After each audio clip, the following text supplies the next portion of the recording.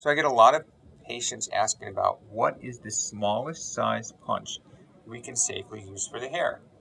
In addition, some practices across the world have tried to market with this with such sexy terms as micro FUE, mini FUE, the smallest FUE punch. And to some extent, smaller punches are going to leave less scarring than much larger punches. However, there's a cutoff here.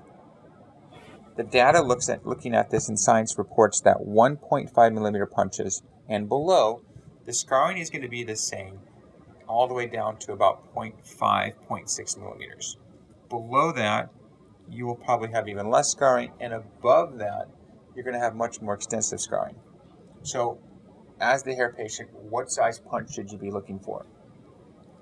Well, the problem here is you have to not just avoid scar, but you have to harvest the hair. The smallest diameter you can harvest a hair from with a single unit of hair is 0.5 millimeters. And if you have a double unit of hair, it's going to be around 0.8 to 0.9 millimeters. Most of our patients, when we're harvesting hair, are going to want 1s, 2s, and 3s, so you need a little bit larger than a 0.8 and a 0.9 millimeters is, I think, the safe spot and sweet spot for harvesting hair.